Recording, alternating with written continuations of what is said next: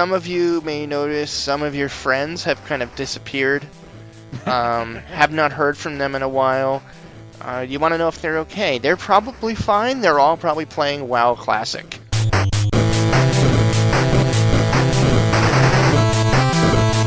Yeah, so basically, I want to say May was the last one. So basically missing a June one, a July one, an August one, and now, basically September. Yeah, you might be waiting a while.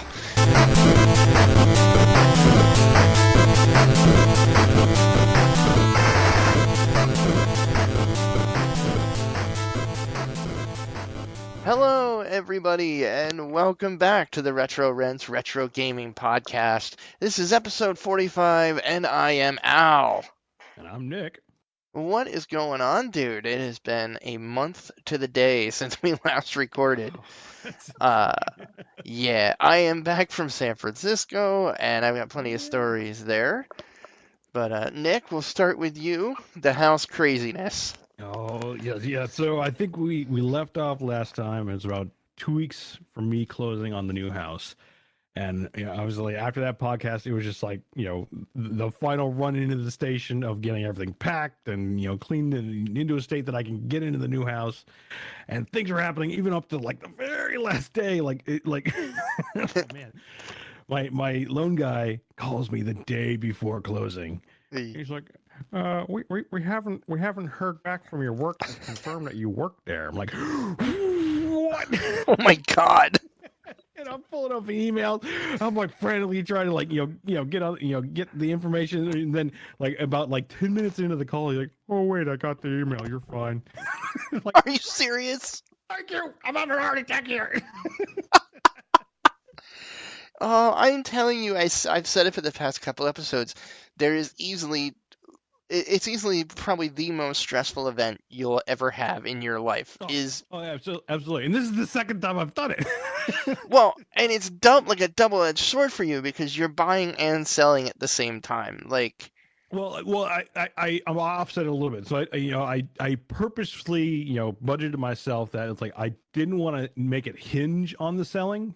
Right. Sure, it's the fact that I have to get rid of my old place and get the new place, but I specifically I didn't want to have to deal with that extra level of stress because I don't know how those people do it. Because there are instances where people are moving houses and they have to sell the old one in order to get the new one. It's like I don't know how you do that. That would have been a bridge too far for me. It's like crap.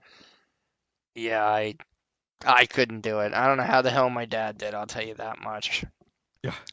But yeah, when they got the house they're in now, I mean the one you've been to, it was literally, we figured we'd have a little bit with the old house up on the market, and I think we had it up for about 2 days and the house sold, and we're like, well, shit, we need a house to move into. Time to go. We had a buyer, and I just remember it was this big scramble, looking at houses. It was like a full-time job over a summer, just going all these different houses. And we finally found one. But yeah, I mean, it wasn't even me doing the deal. That was all my dad. And I was like, man, I just bought a house, back in 2007. And I was like, I don't ever want to fucking do that again. I don't care. If I'm super rich, fine. I'll just be like, yo, here, you handle it. I don't want to deal with it because it sucks. It sucks. Yeah, I think it's, I don't know, there's always a list somewhere or something. But yeah, it's basically moving / buying a house is one of I think the top 5 stressful things. It's nuts. That can happen.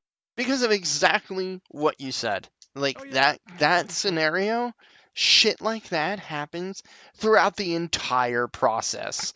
It's just and the thing is it's been an amazing process. Our realtor she was awesome. She answered all my questions because a lot of it's it's been 10 years since I bought my old place, so it's I'm not gonna remember every little detail, and obviously there's always these I say legal matters, but the nitty gritty stuff of they know that's it's paperwork. Yeah, and so she was great through it, and albeit to my bank guy, my bank guy was actually pretty cool through the whole process too. Very that's cool.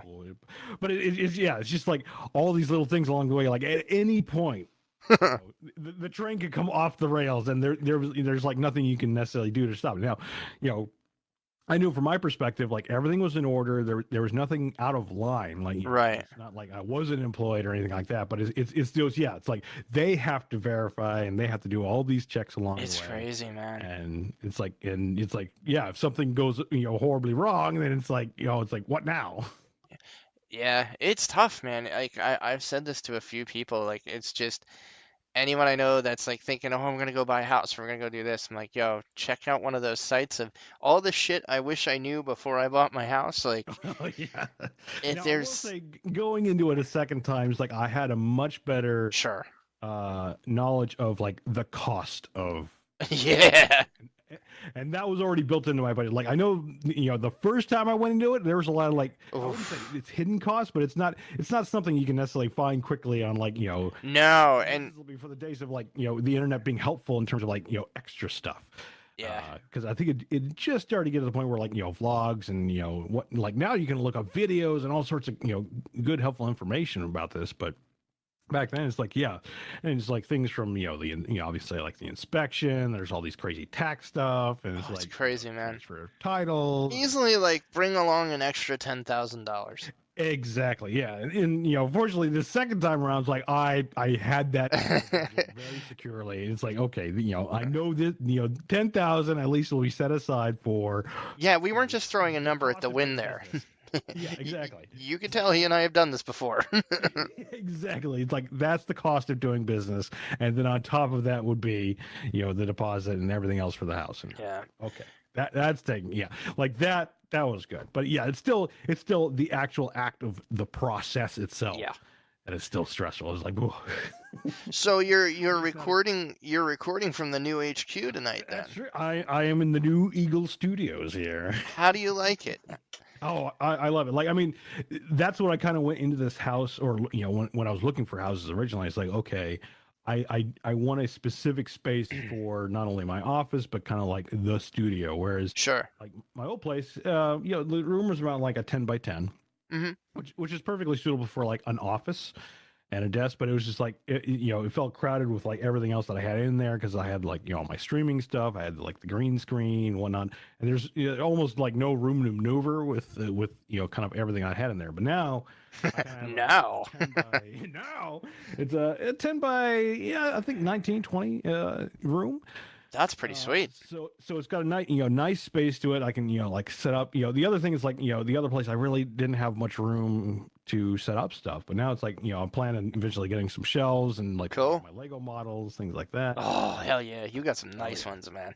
So, and it was also like how many rooms in the house too, because some of the places it's talking to my realtor and like it's like I'm looking for like this kind of size and whatnot, and some of the places I saw were 3-bedroom houses, Hmm. and there's one very similar to mine where it was very similar layout, but instead of like this one long room that I'm in now, it was basically a wall in the middle making 3 rooms, and I didn't want to do that again because my old place had 3 rooms, and that third room I did not use. It just basically storage.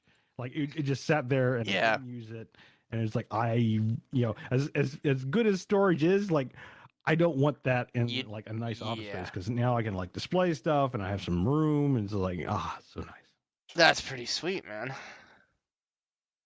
Yeah, that's awesome. Playing anything or we'll go on to my well, yeah, we'll talk about what you've been playing and then we'll go on to well, no. Let's keep You want to say like eh, let's hear about yours. oh my God. Okay. So, let's see. 1 month ago today, it was the weekend before my flight out to San Francisco. It was the night before. That's right. It was the night before. That's right. Yeah, it was, wasn't it? So that was the first time I had been on a plane in about 10 years or so. You haven't flown in that long? No, no. Wow. The jobs that I had really didn't demand it. And I don't know, like we didn't really have, I mean, my jobs up to that point really weren't that great from a pay standpoint. Um, just because I kind of had a career change from software developer to basically trying to find what I wanted to do in technology and in IT until I found project management, to be Hmm. my real passion. But I kind of had to like, you know, uh, work my way back up. So anyway, um, that, and then any job I had, I just had no reason to go anywhere. There was no conferences, or I should say, they never covered for you to go to conferences. So Sure, right, yeah, right. you know. So anyway, fast forward to a month ago, flying out of ABE. That was the first time I'd been on an airplane with 2 seats on each side. Um, that was an insane experience. I actually really enjoyed it. Little puddle jumper. I'd never been on a puddle jumper, and I have the same for like I don't know. Like I was like, oh man, this ain't so bad. Like I remember flying. Now I like this, and it was pretty great. We got to Detroit pretty quickly. I'd say within like less than 2 hours, and That's not too bad. no, especially considering there was literally nothing to do on the flight. I have no handheld devices yet that I could actually sit there on the plane and play. So I just kind of sat there and soaked it all in, and had a quick refreshment soda or something. And before I knew it, we're in Detroit. That airport, holy shit! So have you ever flown into or out of Detroit? I think I think I have. It's Is that the big. one with the underground tunnel? Yes, the funky color tunnel. Yes. Yes, that is Detroit. Yeah. So it's a fun airport. It's a fun airport. it's got a freaking train to get you from, like a tram, like a monorail to get you from one side to the other. That's how big this airport is. But the freaking tunnel, man. Oh my god. It's so funny that you mentioned that. Like I get off the puddle jumper. I'm like, all right, I got to go to like Terminal A, and Luke flies out of there all the time. So he's like, yeah, if you get A, it's great. It's a great place to eat. So I'm like, sweet, I'm in A, and I'm getting into the walkway, automated walkway, whatever the hell they call those things. And all of a sudden, it's taking me into this like it's really getting dark, and then all of a sudden, there's like psychedelic colors on the walls, and like the rowers keep on rowing. yeah, and fucking Yanni in the background and shit. And it was like, oh, you are now entering. I was like, holy shit, this is crazy. And but yeah, so I wound up hanging out in Detroit. I had like a 2-hour layover, so I went and got some food, had a beer, and was just kind of checking out the runway. Then we get on the plane to go to San Fran, and this was going to be about a 5-hour, 5.5 hour flight. This was a long one, but new shit since I flown last. Delta has all kinds of movies on board. Like you can watch it, and it's all included. And they're pretty recent movies. Like the best part was, so apparently we're getting ready to taxi. I just plucked in my earbuds, pulled up. I think Pet Cemetery was my first watch. The new one. Oh, the new one. I was about to say, was it the old one or? No, it was the new one. I didn't realize that was on video already. Well, I guess they did it a little bit ahead of time, which is kind of cool. So I'm sitting there and start watching Pet Cemetery. We're like a half hour into it, and I'm like, man, we haven't moved. What the fuck's going on? And these two little girls were sitting next to me. We had the three-seater, and the one girl just looks at the window and goes, "Wow, it's really pouring." And I look out the window, and it is a fucking hurricane out on the runway. Like, apparently these really nasty storms were rolling through Detroit, and they kept us on the ground for about an hour. And so let's see, I watched Pet Cemetery. I watched then I watched Tolkien. That new it came straight to what, Netflix or? No, it was in theaters for a little while. It's just now you can get it on Prime and stuff now. Okay. But yeah, the kind of biopic dramatization about Tolkien's life growing up, his life in school, and everything that kind of shaped him to writing Lord of the Rings. And I have to say, as somebody who's watched the appendices for Lord of the Rings, probably you're like the Tolkien ultra fan here. So I mean, I've probably watched those close to 100 times, and I wouldn't. Yeah, I'm not exaggerating.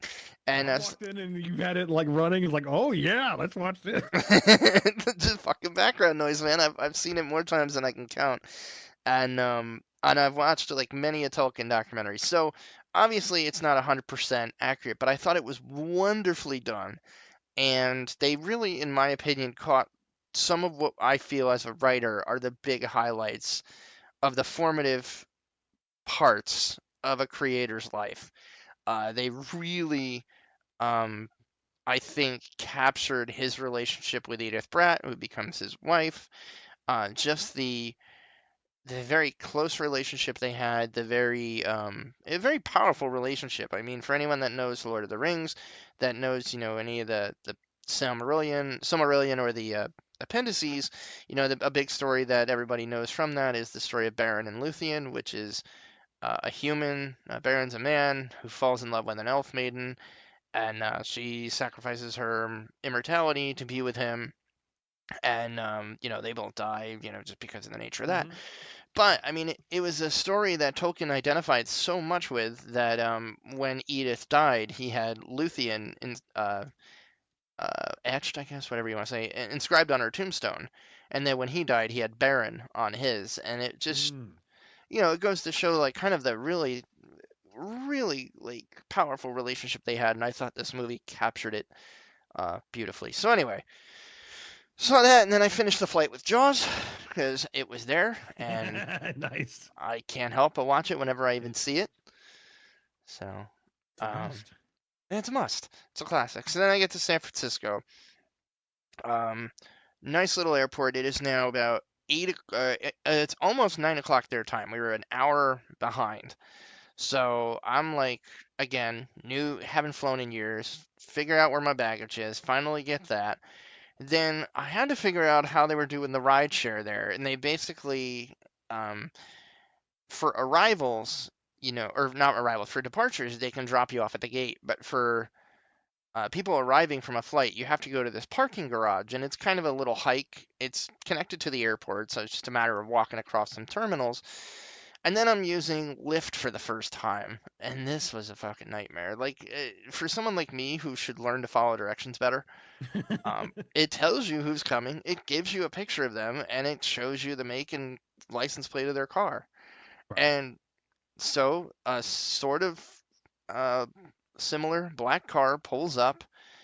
A girl stands out. She's like, "Ah," and I'm like, "Alan?" Like pointing at myself, and she's like, "I guess." And I'm like, uh, "You don't look like an Alexi, and you don't look like a guy, and that's not a Ford Focus." So I was like, it took me a little bit, but he finally got there. It turns out the Lyft driver made the wrong turn. So at this Oh. point, at this point, I'm fucking tired. It is like midnight East Coast time. I have been going since probably 7 o'clock that morning. Uh, you know, Traveling first time in a long time. I was exhausted. Oh, sure. Yeah. It's a drain. So I had punched up the name of the hotel, picked the first one on the list that was in San Francisco. Sounded right. He drives all the way down there, and I did the share a ride because it was cheaper because the ride from the Mm. hotel was Yeah. hella expensive. So I had to wind up like this couple was in the back. They take us all the way out, to where they were staying in like Oakland, and then come all the way back. And he pulls up. He goes, "Okay, Hotel Via," and I'm like, "Dude, this is a seedy ass parking garage. This ain't a hotel." And he's like, "Well, this is the address," and I'm like, "Can you give me 2 seconds? Let me just make sure I got this right." And I'm like, "Well, shit, there's two entries," and I said, "And this one's wrong." So it wound up going like 2 miles out of the way. So I was like, "Well, shit, man, what do I do?" And he goes, I was like, "Look, I'll pay you for another ride. I don't care. Like, I just need to get to my hotel. I'm exhausted." He goes, "Lyft is kind of weird, like the way these things work." He goes, "I'll tell you what." He's like, "Punch it up." He goes, "And it should have me as the closest driver." He's like, "And I'll grab it right away, and that way I can take you there, and all is good." Right. He goes, "But if it doesn't pick me and it picks somebody else," he's like, "I gotta let you out." And I'm like, "Dude, this is a fucking shady ass side of town. Like, I don't want to stand on a corner here." And but luck should have it, I punched it up, request the ride. It popped up right on his thing on the dashboard. It was actually kind of cool to see how that worked from the Sure. Lyft side of things. And yeah, then he takes me there. I get to what would be my home for the entire week, and it was great. And got settled in, did my first day at GitHub, and it is. I'm like speechless at how amazing this job is. Like, being able to focus on what I really love to do, which is project management, and being able to have that be the primary focus of my job without like supporting systems and sales staff and Mm-hmm. basically being the do everything guy. Right. It's really refreshing. It's a lot of fun, and I work with some of the everybody. I mean, every single person I have talked to there are some of the nicest and smartest, most brilliant people I think I've ever worked with. Like I had said to a coworker the other day, I'm like, I've almost been here a month already, and like I'm still like sitting here going, I can't believe I work here. Like I can't believe that what I'm doing is my job. Like I enjoy every minute of it. And she's like, I've been here a year and a half. That doesn't go away. I was like, yes. So, yeah, it's been great. It's been a good couple weeks of just trying to come up to speed with what they're doing, and it's a very different culture. It's an awesome culture, but I mean, coming from the environment I came from, which was very tight-necked, tight shirt, Mm-hmm. formal, no bad words, to sitting in orientation, and the IT guy comes in, he goes, "All right, let me tell you the fucking shit you're not gonna do," and I'm like, "I'm home. These are my people," and yeah, it's just been fantastic, and Nice. yeah, like I am like, yeah, I work tomorrow. I don't commute, so it's a fully remote job. I'm excited for work every day. Like I'm excited for tomorrow. Yeah, the weekend's over. Okay, yeah, I get to go back to work, and it's fun, which is great. So yeah, it's been a great month. Um, and as far as the retro rents and not recording, obviously with Nick, it's set, getting his house stuff settled, and then me kind of getting settled in with the new job, and then just some family stuff. Obviously the weekend I got home, it was just all Am and the kids. Like, I gotta tell you, man, like as somebody who I have basically spent every waking moment with my wife and kids since my first daughter was born. Like I said, I haven't flown, I haven't really traveled. Like if the wife and I we go maybe do like an overnight somewhere, and the mother-in-law would watch the kids, but like I have pretty much spent every waking moment with them. So going out there for a week and not seeing them, it was tough. It was tough, but it was the most awesome homecoming ever. Like just seeing my wife as I got off the escalator, was getting my bag, and it was just like a stupid movie moment. We just like rushed up to each other and just like wrapped up, and it was just so cool. And it was like, holy crap, it felt really good to miss you. Like that's a weird thing to say, but and then I was kind of bumming because time zone being what it is, I didn't land in Allentown until about 10:30. And so it was probably getting close to midnight by the time I got home. Maybe not that late, but I figured my kids were going to be sleeping, so I wouldn't really get to see them until tomorrow. And we pull in the house, living room looks like the lights are on for obviously knowing we were coming home. My mother-in-law was there, but I didn't really see the TV on, so I figured everybody was in bed. And then all of a sudden, I just saw my daughter's head poke up over the couch, and and then, oh no, I didn't see that. I saw the front door open, and she just came bum rushing off the steps, like leapt off the concrete steps, runs right up to me, and it was just like, oh, come here. Aw. It was cool, man. It was cool. And then one last San Francisco thing, I was like, I thought I was gonna have like a really cool thing to come back with, to tell you East Coasters you just haven't had yet, and fucking Burger King gets in the week I get back. But I actually went to Umami Burger, which is, I guess, like the originator of the Impossible Burger, if I understood it right. Oh, yeah, the Impossible Burger. And they're the ones, I guess, that they made the OG, and holy shit, Were they good? dude. The only thing that threw me a little bit, and it wasn't in a bad way, was the bun, because it was a vegan bun, and it was a little on the sweet side, but like not in a bad way. Almost like you taste like a brioche, like how it's a little bit Mm. sweeter. But Yeah. other than that, man, like I wouldn't have known. It looked like a burger. It had the char, and it tasted fantastic. It was great. Yeah, I'm curious to eventually try one. I don't know if they've got it out here yet. They do. I'm not. Every Burger Oh, they King do. has it. Oh, Yep. Burger King has it. Okay, so maybe I may have to try that at some I point. tried it. It's like, and yeah, like, well, I keep seeing like all these videos, not just like the Burger King version, but just like the Impossible Burger in Oh, it's so general. good. And every time I watch it, like people are like, "Yeah, this tastes like a real burger. It's weird, dude, because like it's not, but everything that you're tasting, you're like, yeah, that tastes like meat to me. Right. Like even texturally, like that's what threw me. Like, cause normally, like with a veggie burger, it's the texture that gives it away for me. Yeah, it's like it's like the look and the texture like instantly, and it's just like, well, this is for us meat eaters, it's like this isn't it. This. Right, you could tell. Um, Burger King was pretty good. Obviously not as amazing as the umami burger, but it's one of those. You Sure. know what? If you haven't tried one of these things and you want to give it a shot, Burger King's pretty good. Okay. So, yeah, I mean, we don't really have many other options to try it out here. Right, yeah. But yeah, Yeah, I you probably enjoyed gotta it. like find like a burger gourmet joint somewhere. Yeah, so it was a great trip. It was a great orientation. I was blown away by the HQ. I mean, there's a coffee cafe, on the first floor. Everything's included, everything's free. And it's like coffee from some local whatever, and it's like freaking diesel fuel. So I was just zipping around all week. And then there's a bar in the office on the first floor, like an actual big bar that you can go sit at, Huh. like during like from like 12 to 9 during the week. You could just walk up, grab a drink if you want, and on Fridays they have a bartender come in. Just neat shit, man.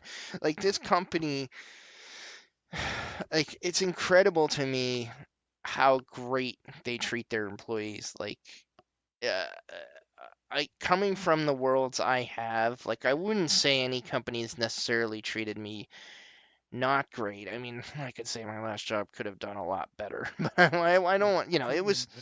Indifferent, maybe. Yeah, it was indifferent. Whereas this place is like they're cultivating talent. They want their Hmm. talent to be happy and cared for and feel like you're a part of something big. And it really comes through, man. It's like, wow, like this is a real mind blower to me. But but yeah, so I mean that's pretty much been my life. I've just been getting accustomed to working, in this different culture and loving every second of it. Just, it's kind of just a lot to get used to in the sense of, yeah, this is my focus now. I get to do, what I love to do, and I'm slowly, not slowly. I've actually pretty quickly been getting my hands dirty, which is great. Already being useful to my team, and which That's is, awesome. yeah, which is really awesome. Like I'm going after more stuff so I can kind of help become useful quicker, and Hmm. help out my boss, and just building a working relationship with him. Really cool dude, and it's just awesome. Like I'm really really lucky and just really happy to be a part of where I'm at. So yeah, that's been life, and in that time I got a PS4. So we'll talk about that in a minute. Nick, what have you been playing? So, after the move, like basically that 2 weeks, I wasn't playing anything. Like it was like, I think I packed up the studio. I think shortly after I think it was that same weekend. It was just like, you know what? I just need to get it all packed. Sure. Can't be distracted. But afterwards, I've been catching up on some stuff. So, Metro Exodus launched its newest DLC, Oh yeah. the two kernels. So if you have Metro Exodus and the season pass, you'll get it for free. Well, it's part of the season pass. If not, I think it's like $7. It only took me about 2-3 hours. It's not very long. That's Uh, not bad for $7, I guess. yeah, for $7, like yeah, it's like I'd say when I was playing through, it's like when it ended, it's like yeah, this is I'd say somewhere between 5 and 10. I looked it up, seven. It's like yeah, that makes sense. It's very story rich. So like Hmm. the previous part of Metro Exodus was, I think like the first two chapters have a good amount of story, and then it gets very, very linear by the very end. Yeah. And this DLC actually fills in a lot of what happens at the end of Exodus. I won't spoil it for people who haven't played it yet. Yeah, I haven't played it yet. Um, Good but game. I'd say it's worth it. Like it was actually a really fun story to kind of like play, and the way they did the storytelling I thought was really clever. And again, I like the Metro series as a whole. It's like, just a fun Yeah. kind of a post-apocalyptic in a different way. It's not, it's not, you don't get, well, I guess there are mutants, but it's not along the lines of like Fallout type of thing. It's Gotcha, kind of different, if you've never played Metro in the first place.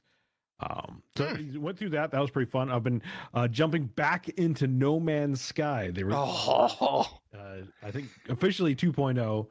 And holy crap, is it actually a whole lot more improved? Oh yeah, that took up like 2 weeks of my month. Yeah, and yeah, it's just like this is really probably how it should have launched. And like I know they've been slowly adding stuff, and I was curious, like, what was the last time I played it? It was over 2 years ago. Oh, they've added. I wouldn't even say slowly. They have added a shit ton in that 2 year time frame. Oh yeah, absolutely. When I left, I think they had just put in base building, but it was really rudimentary. But now they have a whole ton of stuff. You can have like fleet carriers now, I guess. Yep. There's a whole bunch of ways to actually make money and underwater building. They fleshed out. What was it? Underwater building. Yeah, that's true. Yeah, the underwater. I haven't gotten to that part yet, but I have seen like some of the videos on I was like, what else can we do? It's like, oh, we can build underwater. Oh man. So yeah, so kind of like catching up on that a little bit. Like it's still a very chill game. Like it never lost wonderful. Like chill factor. It's just casual play to it. But now it's like there's a whole bunch more to do, and I feel like there's more of a story to like when it launched, it was always the mission was get to the center of the universe. It resets, and then you just keep doing it again. Like there was no real like why are you going there type of thing. Now they've got, I think it feels like they filled in more of the blanks, and there's this voice calling to you, and yep, definitely the next system, and part of it's a little bit of a tutorial. I completely restarted. I still have my old gameplay, so I think I had like a lot of credits on that one, but I wanted to okay, let me just start fresh, see what this looks like to a new player. And it's like, okay, there's a whole lot more substance here now, and I'd say so far it's like, yeah, I'd say it's worth it to actually pick it up for, especially if you're in like kind of like the space survival type games. Like I'd say it's actually worth it now. Yeah, it is a fantastic game. With everything that they've added to it, there's just so much to do. And the best part is everything they've added has been free. Like that's true, yeah. Like none of it's like, oh, you got to pay for the 2.0. It's like no, it's like no. If you own the game, you can play it right now. It is if you bought it and didn't return it and you were just disappointed with it and quit it within 2 weeks. Like my friend Luke was one of those guys. Like he bought it at launch and he gave it a scathing, well-deserved scathing review, and didn't touch it. And he jumped back into it over a couple times over the past like year and a half, and he was the one that got me into it about, I don't know, 6 to 8 months ago. Just saying, you've really got to give this a look. Like it's a pretty great game now. And then with this latest update, it's like, holy crap! Like this is a great game to play. Yeah, it's like and for whatever reasons, it came out in the first place. Like, I mean, what was it? Was it 2? Yeah, I guess it would have been like 2 years ago that it came out. And it's like 2 years is a long time to actually get to a point where it's like, okay, now it's playable. Because I'll use the example. I'll point to Sea of Thieves. Like Sea of Thieves, didn't it? People like to match the two because people always felt like, oh, No Man's Sea and No Man's Sky. Yeah. Like No Man's Sky, like I do feel outright like the whole lead up to it was nothing but, short of lies. Oh yeah, yeah. Or they did have it planned. But but they didn't say it wasn't there yet. Yeah, it wasn't. Yeah, like it would have been more understandable. It's like we're actually going to work on this post-launch, and you'll see it soon.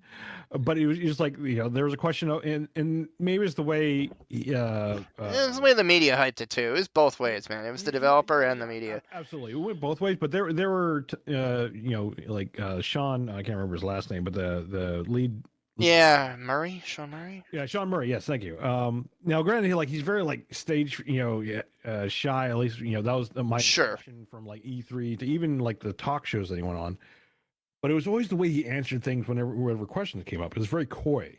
And I never ever felt that he was intentionally lying, but it was maybe his only way of dealing with like he wanted this functionality in. It's Sure. not going to be at launch, but he can't say it's not going to be at launch to like damper the launch. Yeah, I mean, He I think that's part of it, and I just, it's one of those things where if you're gonna do what he did, then do what he and that company did after. Like yes. he knew it wasn't what people had expected, and Hello Games have spent the last 2 years, in my opinion, making right. I wouldn't just say it's playable now. I'd say it's an awesome game.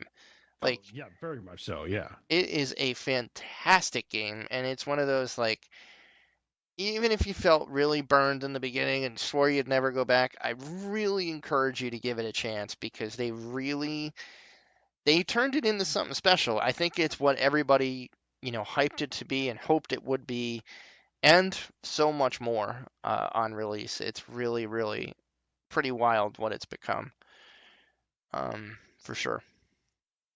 Yeah, yeah. So kudos to them for not only sticking with it and just like making it right, but it's like it's actually a very good game now. So definitely worth checking.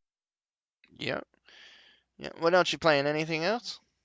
No, that's about it for now. Still, kind of like slowly unpacking and getting back online, and I'll probably be checking out some some other because I know several things have come out. I know I want to check out Outlaw. Yes, Rogue Galaxy Outlaw. Yeah, Rogue Galaxy, yeah, Rogue Galaxy Outlaw, yeah, because I have Rogue Galaxy, the original, Yep, great game.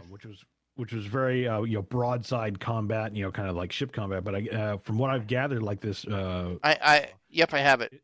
is more along the lines of Privateer, like the old Yes. style, like Privateer and kind of Wing Commander esque Very much so.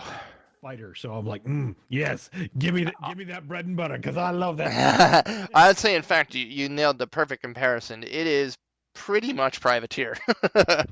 Very well done. I'm really enjoying playing that. And just like its predecessor, it has an absolutely fantastic soundtrack. Like, holy crap, is that a good soundtrack? Uh, Oh yeah, yeah. Like the original had like a spawn, kind of like a kind of a western like a space western sci-fi. blues. Yeah, Very yeah, Firefly. exactly. Yes, yeah, that's a great way to put it. Yeah. So Yeah. it's like, if they have more of that, yeah, sign. Yeah, it's that. The different, obviously different artists, same kind of music style, same kind of Firefly feel to the game. It's a lot of fun. I played some of that in my gaming time. Um, I've been playing a crap ton of Lord of the Rings online. I I went back to it because I had heard they started. Well, for one, they were doing one of their yearly events called the Farmers Fair, and it's like this big harvest festival they do in Bree and in the Shire, and it's just always fun. The live events in this game are always a really good time. So I was like, I'll poke my head in and just get some of the collectibles and call it a day. And then I saw they were doing progression servers, and I was like, oh, I like these. I like the concept, but I haven't really done one. And the one server I created a character, they've basically gone up to the point of the Mirkwood expansion. So probably like a year, two, well, no, maybe 2 years after. Ah, shit, I forget when it came out. But I mean, there's a lot more to come. But basically, you get up to the Mirkwood content, and it's like every 4 months they unlock another portion of the game. Um, and it's actually really fun because I sat there and was like, do I really want to do this? It's like I got a max level character on one of the servers that I've been playing on since it came out in like 2007. And I was like, you know what? I completely like forgot the beginning experience pretty much. And I guess from everything I'd heard, they really changed it and made it even more approachable. And I thought the beginning experiences in that game were some of the best I'd ever played. Like very story driven, and it was a great way to introduce you to the game. But it's even better, and getting to experience the new beginning of that game and getting to enjoy playing a new character class and I have had so much fun with it. And I just remembered, even though that game is 12 years old, if you got a computer that can max out all the video settings, that game is still freaking gorgeous. Like it is a Nice. nice looking game for a game that's 12 years old. And the story content in that is so damn rich. Like it's Lord of the Oh, Rings, for man. sure. And like that's what I think still sets that game apart. Yes, the combat system is, in some ways it's antiquated in that it's like WoW, it's still hotkey. It's not like Guild Wars 2 or stuff like that, and Mm-hmm. not totally dead. I mean, you do have to move around and all that fun stuff, but it really is. I mean, they went free to play a long time ago, and they're still doing great. The game is awesome. They've made it past Mordor now. Like you can play through the entire story, like saga of being someone in Middle Earth, right up to and after the point the One Ring is destroyed. Like Ah. it starts out basically like um, if you play a Hobbit, it basically starts out with the Black Riders going through the Shire looking for Frodo. Um, that's Aha. that's where the story kind of starts.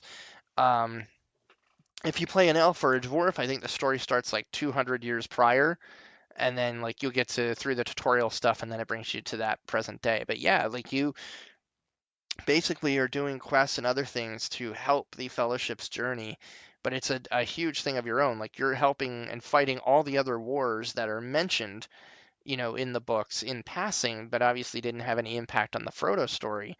But I think where the developers of this game were so creatively brilliant is it really makes you feel like every single thing you're doing is integral to Middle Earth's survival, not just the Fellowship. So it's great. Needless to say, I went from level 1 to level 25, which is no easy feat. That's like I think at this point in the progression server, there's 55 max levels, and what I love about the game is it's almost an anti-grind. Like if you just sit there shooting at mobs to build up experience, you'll lose interest in that game very quickly because it doesn't really reward that too much in experience. Like you don't get a lot. Where you get a ton of experience is doing the thousands and thousands of quests that are in this Ah. game. Yeah.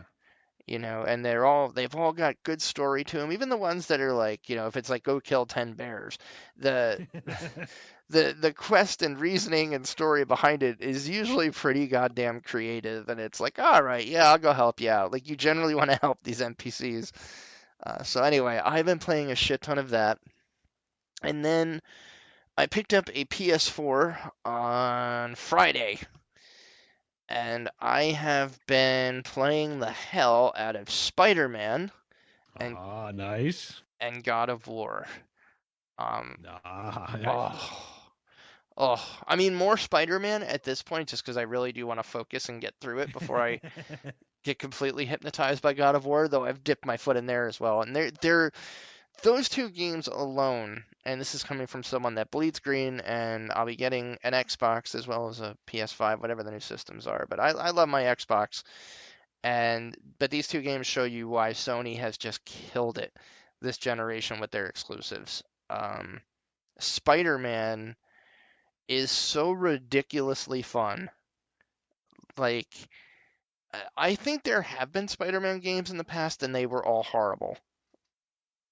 In that you never really Certainly no standouts for sure. know. And like this game, you are fucking Spider-Man. It's not an origin story. It takes off at a pretty good clip, and man, just the fucking act of like webbing and flying around the city, using your web is such a rush. Like there's like at one point like I'm webbing between two buildings, slinging my way, and like he's swinging down towards the street, and I'm like, oh shit, oh shit, oh shit, like getting that rush in my gut.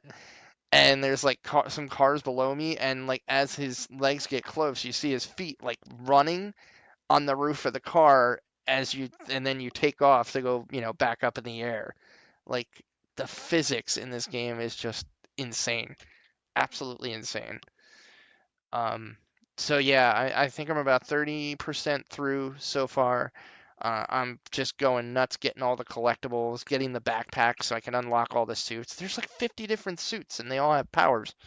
Good lord. Oh, and it's great. I mean, they're all like Hallmark suits from like Spider-Man. Like I unlocked the Spider-Man Noir suit from the Noir editions, White Spider, the Negative Spider suit, like all kinds of great crap. It's just a ton of fun. I highly, highly recommend it. Granted, I'm sure everybody with a PS4 has already played it at this point in time, but it's very, very good. And God of War is pretty fantastic as well. I'm probably maybe an hour into that or so. I've done a couple of the troll boss fights. They're a blast. Um, it's very fun and it's a good challenge. I like the aspect of having his son Atreus as part of the game and using him and his abilities to kind of distract the bigger mobs, and then you go batshit crazy on them when their back is turned. There's very interesting mechanics that I have yet to really get a full mastery on, but I can see I'm going to have a really good time with the game. It hasn't. I understand it gets very open world. I'm not quite there yet, so I'm sure I'm going to go batshit crazy for it once it does, and that's why I kind of put it on hold so I can finish Spider-Man first, and then I'll jump back to that. But yeah, Spider-Man is fantastic. The story's great. The characters are awesome. They nailed Spider-Man himself. He's a smartass and he's funny, and it's just the game's a goddamn masterpiece. I really like it. And yeah, I think that gets us caught up with what we've been playing, what we've been doing. Let's move on to some release highlights that are coming our way. Or that I should say, have already released. There is Recent one. releases, yeah. Yeah, recent release. Well, there was one that's coming out. We'll start with what's coming out in the horizon. A game called Crying Suns, a faster than light inspired strategy space opera. And that comes out in like 2.5 weeks. Comes out September 19th.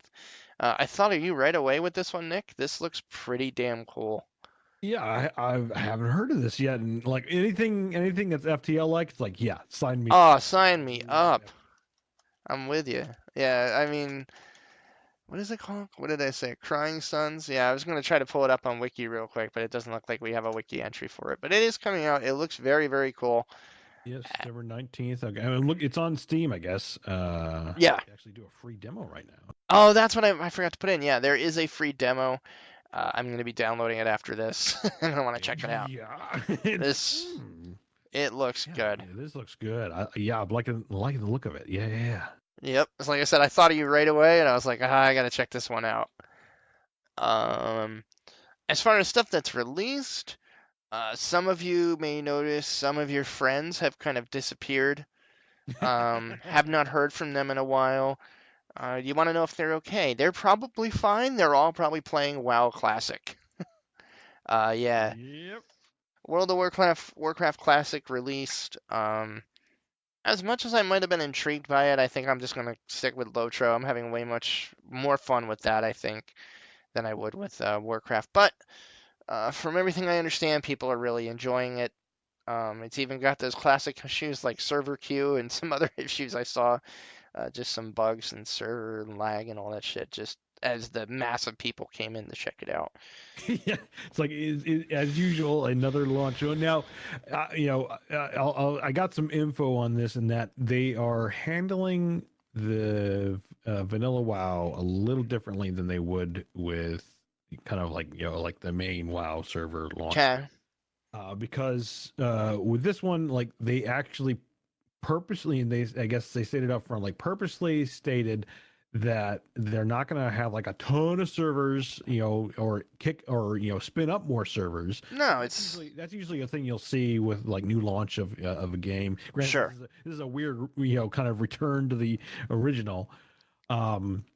But they're not going to go there only because they want to make sure that the servers are lively once they get past the kind of launch push. I'm like, it's smart. That's actually, that's actually smart. It's like, yeah, you have to deal with like these queue times and whatnot, and make sure you're in and whatnot. It's kind of an odd harken back. Sure, but let's be real. I mean, this is a very niche thing. Yeah.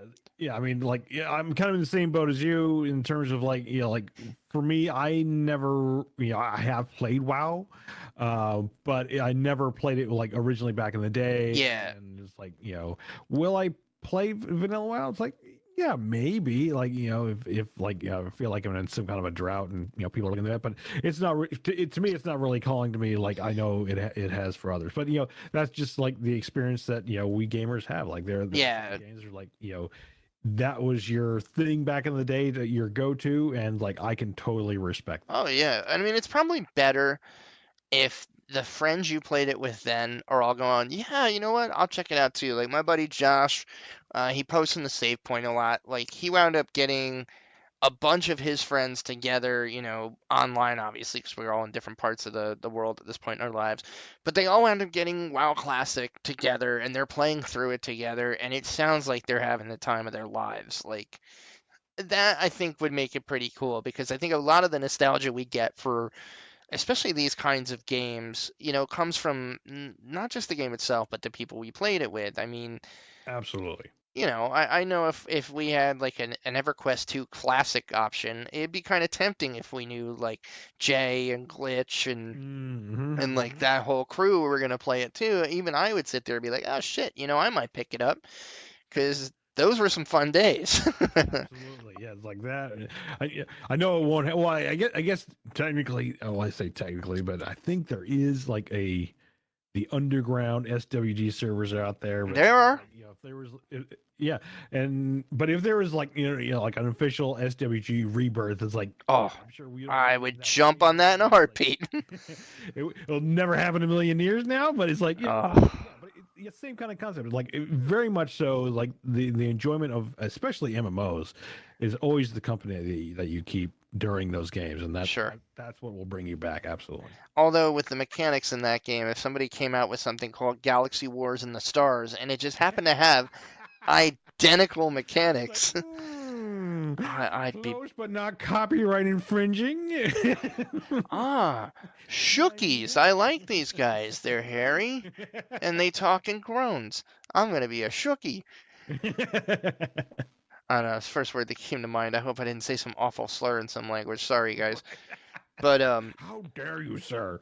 oh my God, it's like, yeah, that's one I'd go back to in a heartbeat. I still don't think I found a game that had that kind of open, especially the original version of that. Man, I wish I know I'm preaching to the choir, but if they just not fucked with that and just fixed the bugs and let you have that wide open branching, put your skill points where you want and do what you want, like, Oh yeah, like it is never been. I've never seen anything like that ever no, again. Like it was the combination of like you literally could choose any method of like whatever not skill line you difficulty, wanted. but yes, yeah, skill and setup of your character any way you want. I mean, the fact that you could have I say a completely passive character. There were people who would never leave the cities, and Yeah, and just did entertainers or dancers. yeah, entertainers, dancers, and that's what they enjoy doing. It's like I don't think there's been like No. yeah, granted you still have those types of players in MMOs where it's like No, but there wasn't a framework to actually reward that, exactly like yeah, like there was in in Star the Wars. city and they'll do the role play and whatnot. But yeah, it's exactly that. Like there wasn't a framework to say like Like oh, literally gain XP by dancing in a cantina. exactly. Like there was nothing. Like I've never seen that happen ever again. I always Oh, looking back, especially just like after playing several other MMOs and being in like the role play communities, it's like that was the perfect thing because like yeah. it's like yeah, your regular players would come in because they need buffs to be able to actually fight. But it provided like this bar environment, and Oh, it was the awesome. owners slash the the employees of the bar could actually make in-game money and Yeah. as doing that job, and it's like looking back, like that was so incredibly clever and It was totally brilliant. It was brilliant. It was so far ahead of its time, oh yeah, to the point and where it's still ahead of its time because I still haven't seen it. yeah, it's never came back, and like I don't think we'll ever see Oh, something don't say that. at that level ever again. Like I mean, maybe we'll see something like if Star Citizen ever gets out. No, that ain't gonna happen. But I think I will literally be retired from my day job by the time Star Citizen comes out. it's been 84 years. I remember when I backed that one in the kickstart of 1923. It's like you look at MMOs. One like MMOs in general, I think are I think a very risky business nowadays. Like, Yeah, like you very have risky. something super revolutionary and like a lot of backing to be successful in the MMO genre. And even then, it's all very very cookie cutter. Like you Yep. won't find someone really stepping outside those bounds. You always still have like I say the WoW clones essentially. Yep. Um, I'm trying to remember the last big MMO launch really off the top of my head. I honestly don't either. I've kind of been out of MMOs for a long time. Yeah, I mean, I've kind of fallen out of a little bit myself, but I still kind of like keep track of like Yeah. what's on the horizon, if anything. I want to say like it might have been the Final Fantasy Final Fantasy 14 14, relaunch. Yeah. yeah, relaunch, and technically that's a relaunch, but that's been wildly successful, and they've been doing really well with that. But I want to say like that was like the last major one that has occurred. Yeah. And not counting like expansions because I know WoW's done expansions. I think Final Fantasy 14 just came Yeah. I out. mean, at least one that I follow anyway. Yeah. Yeah, exactly. And it's like, and MMOs are a risky business because like how can you convince people to play something that isn't already established? And that's kind of like the other thing too. It's like you're seeing a lot of these Yeah.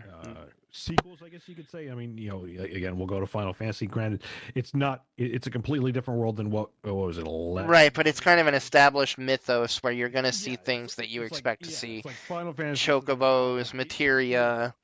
Yeah, the enemies and the things that inhabit are semi-familiar. If Yeah. even though it's not the same kind of story world, there's elements in there that are Right. familiar. And it's like Um, it's they have the playground going for them. It's why LoTRO is mhm. still so successful. I mean, you can literally go and live in probably the best representation of Middle Earth that you're ever going to see in any format that's not your imagination. Like Right. Yeah. it's incredible. But yeah, it's a tough business, man, and I think that's why you're seeing things like WoW Classic do so well. And there are some people that are like, is the MMO, genre dying? And I don't necessarily think it's dying, but I think it is starting to change. I don't know what it's going to become because and like really like you kind of nailed it. I kind of want to like take some time over the next few days and actually see like what is coming out, like what MMOs are on the horizon. Because that used to be my genre, man. I used to follow that like constantly, like. Exactly, and I almost now we're kind of like talking about it a little. Like the only thing I could think of is that we kind of have this hybrid blend of kind of the quest given MMO Yeah, instances and hubs and instances, and it's more the theme park. Yeah, that's what I'm looking for. The yep. theme park ride aspect is kind of what we have of MMOs today. Yeah, you But don't have like the the living worlds. yeah, when you're looking for the living world, though, you have to kind of switch gears into kind of these survival games. So that's Yep. like, the Rust, the Ark, um, Yeah, the that's true. Conan Exiles, um, kind of that aspect. So that's where that open world's like, yeah, you could wander anywhere you want. The map's But even huge. that, like even that is almost kind of limiting because you're on a server with maybe 60 people. Very true.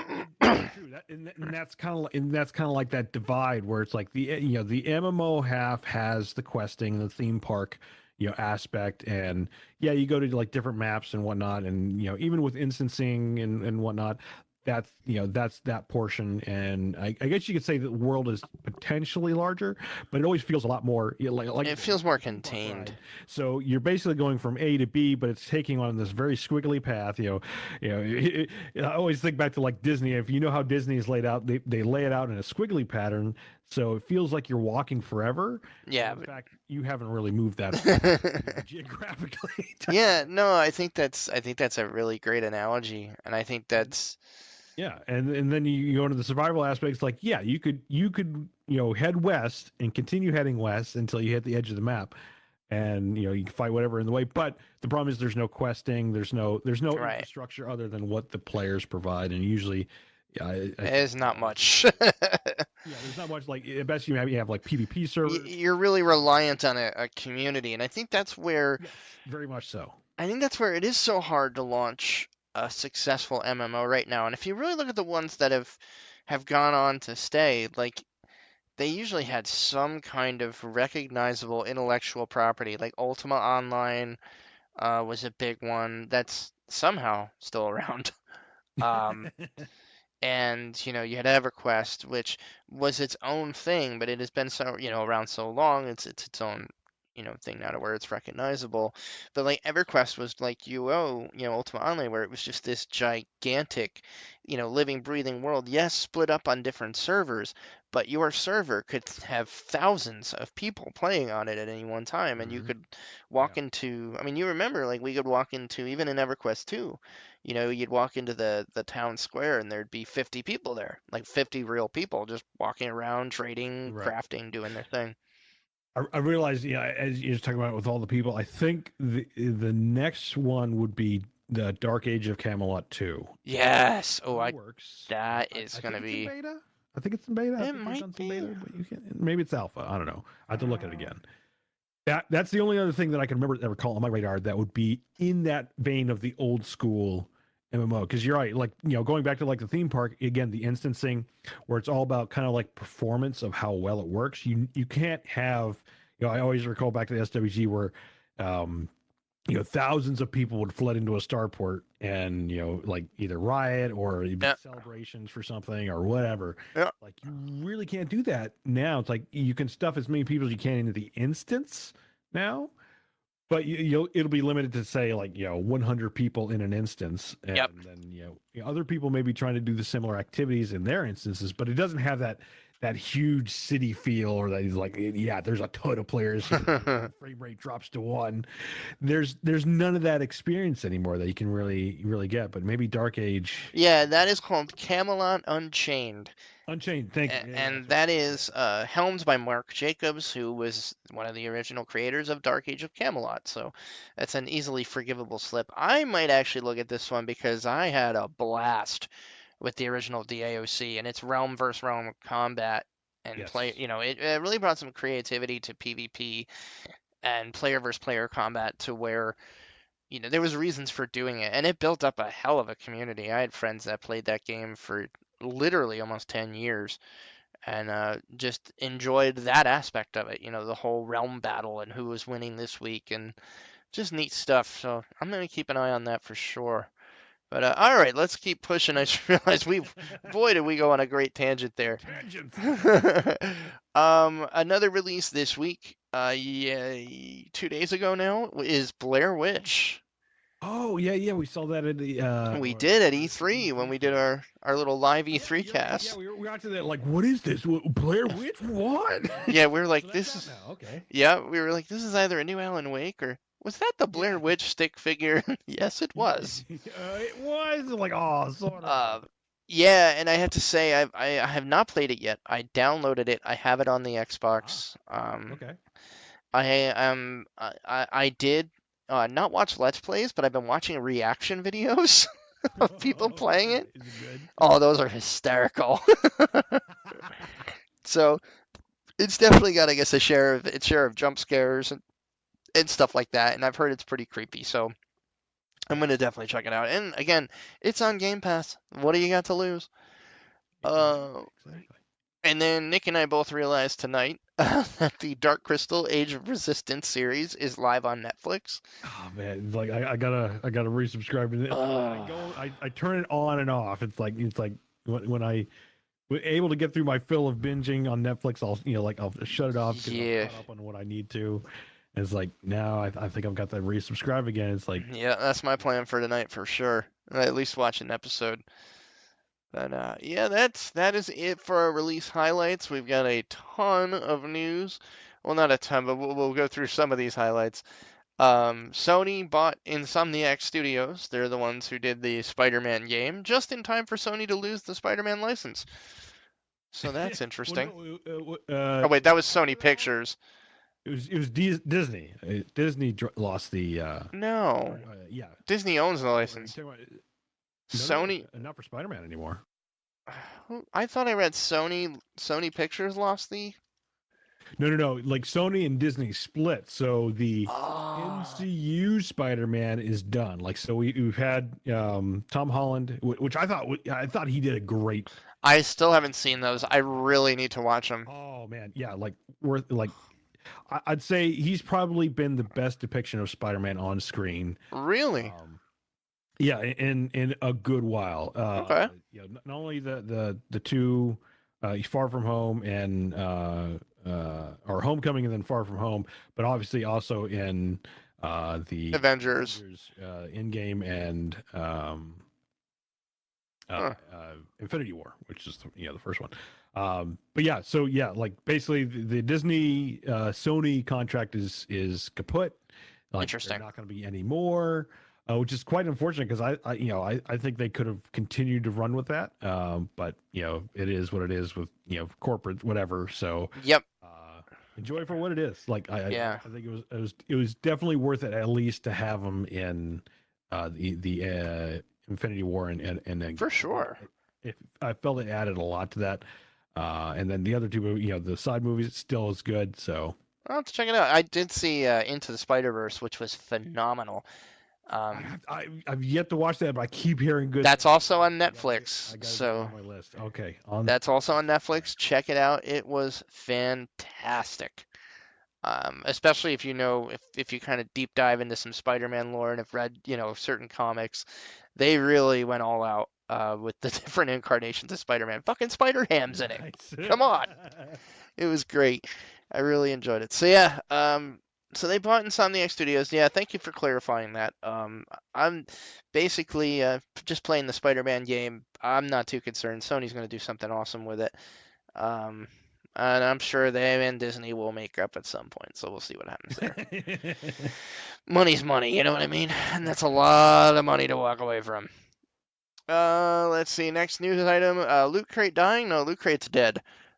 In my opinion. It's like I had subscribed to the gaming crate, which is like they have several divisions in Loot I Crate. just did the Harry Potter crate for a couple months. That was fantastic. You did the Harry, yeah. It's like it was always great stuff, but yeah, like when it was, I'm trying to remember. My last package was, I think May, maybe in April. But Are you still subscribed? no, I've since like I paid for a chunk, like I paid for Oh, a gotcha. 6 month chunk. Are you? So Well, this is a good question then. Are you still owed a package? I am owed packages until the end of the year. Oh wow. And yeah, so basically, I want to say May was the last one. So basically, missing a June one, a July one, an August one, and now basically September. Yeah, you might be waiting And a while. yeah, so I mean, regardless, I've already canceled the subscription, so it's not going to auto renew. Sure. But yeah, there's like big email out that's like they filed for bankruptcy and they're working still to like try and To try and fulfill the whatever, remaining yeah, orders. honor the Yeah. remaining orders. And I think I did get an email saying like, oh, the next one's going to come out in end of August. And then I got another one I think recently where it's like, it's been delayed and Eh. it'll be September. And it's like, Yeah, and the credit card, I guess the company that handles their credit card purchases is no longer allowing, new purchases. So it's not like oh yeah, that should be like part of the bankruptcy. Like, yeah, it's things they that they're not filed allowed to do bankruptcy anymore. about halfway through August. They're 30 million in debt and they still have a lot of packages to go out. So it's going to be I'm sad to see that go because I mean the few months that I did have it, I was actually I very much enjoyed it. I got some Yeah, really same neat here. Like, I swag. mean, it's always been like cool little, A neat lifestyle shirt, stuff. cool swag. I'm actually wearing one of Yeah, my Loot Crate shirts, my yeah. Zelda. I loved it for that because like it's like when I originally signed up, it's like oh, there's a shirt and everyone's like that's perfect. Like Yeah. I feel like a lot of my shirts are getting like really old and like these Yep. are nice and new and gaming related. It's like oh, it's perfect. I refresh my wardrobe and Yep. I got a nice Zelda shirt that's like an outline of Link, but it's all 8-bit Zelda kind of screenshot inside. It's very, very neat stuff. So I'm sad to see them go. I wonder what's yeah, going to same replace here. it. I want more geek loot, especially now that I have a good job. For sure. I mean, I'm baffled by how can they be going bankrupt because I Yeah. don't know, maybe they didn't have enough subscriptions or something, but A lot of goddamn like, money. yeah, it's like that's a lot, and it's unfortunate. It's always, and who knows, maybe someone else will, Yeah, it'd be buy interesting to see. them. Then it's like, who's going to step in and kind of like fill that Yeah, who's gonna fill that voice. market? There's definitely a demand there. I mean, shit, I would subscribe to something tomorrow, if I had a good service to just get cool stuff like this. So yeah, I'll have to do some looking around. Um, in more happy news, the lead producer of Dragon Age 4 leaves BioWare. Um, BioWare is trying to say, oh, this happens all the time. We get halfway through and you need new. Like, the spin they're putting on this fucking guy leaving is very interesting to me. Um, yes, I know this does happen in the industry, but this is another project at BioWare where we're starting to see a lot of turnover with people at the top. And yeah, it's not good. it's really, as far as people at the top of this specific game, it sounds like they may not have learned their lesson. And that's the feeling I'm getting from Anthem. From Anthem, yeah. So we might have Dragon Anthem 4 coming out. Yeah, it's what? yeah. I mean, I don't think I'm going out on a limb, saying this, but if they don't kill it with Dragon Age 4 and it doesn't reset that ship, I think we might be seeing the end of BioWare. Yeah, like it's definitely like I enjoyed the Dragon Age series, but Me too. I think it's over. I will not be buying Dragon Age for release week. I will be waiting for Yeah. slash some Twitch footage. Oh yeah. I'm gonna be holding on because they've lost. They've been on a downhill slide for quite a while. Like I think really started Like, with. I kind of got a little burn on my hand with Andromeda and like touched the stove. I was like, ow, I should have seen that, seen that burner. It was a little hot and I touched it anyway. But, I was like, it's BioWare. They'll pull out of it. And I had just gotten that year's subscription to Origin Premiere. So I was like, let's check out Anthem. I got in on like the early access. And it was like 4 days before launch or something. And again, full disclosure, I said it on the cast. I had a freaking blast with the mechanics of Anthem. That flying around combat is some of the most fun I think I've had in a game. Like that kind of combat, that kind of way to play a game, I think is genius. It's built on a really shit foundation. I don't know how far it's come along. I've heard even with the latest updates, it's still meh. It's kind of hurting story wise, and it had just horrendous load times. I mean, I installed it in the solid state, drive on my new PC, and it still loaded like shit. Jeez. Yeah, like the load screens were so bad, and it's like if you had somebody that just happened for whatever reason to load faster than you in your group, and they got a certain amount ahead of you, Anthem had this really stupid banding where it's like, oh, we got to get you caught up with your friends. We're going to teleport you there in 10 seconds, which then resulted in another fucking load screen if you didn't catch up in time. And the load screen was still horrendous. So I hate that kind of like it's nice in one sense if you can activate it yourself. Yes, or shut it off. On you. Yeah, when it's forced on you like that totally blows because, I've been instances, kind of. Well, I take that back because I've learned over time, like if such a thing exists and I'm kind of leading someone through, I will purposely like slow myself down. Yeah. Yep. Make sure I don't see that kind of perceived rubber band range. Yeah, it's pretty rough. The opposite end of it, where it's like like they're so gung ho. It's like we're gonna power level you through this, and like and all you do is like yep. What is going on? Yeah, so it's pretty rough. Needless to say, I will not be buying Dragon Age 4 at release. I'll be waiting to hear what people say about it. I hope it's fantastic. I love BioWare, for what they were. Like maybe they can pull out of this, but it's like but this is it. I think losing a producer like that's big. Like that is big. Like the first thing you'll see is like the writer or something. Yep. Is moving on to other things like, which isn't totally unusual. Yeah, it's not unusual. That means they've written the whole story. They've gotten all the like side quest trees lined up and future where it could go. Like that's all laid out. Yeah, it's like the writer will usually always be the first thing, and it's never like and people love to always like shout doom and gloom anytime they get word of like someone major on a project is leaving. Yeah, but a lead producer is big. Yeah, lead producer, that's huge because like that's the captain of the ship essentially, lack of a better term. And it's like, it can happen and it can be okay, but it's never usually a good sign of where things are at.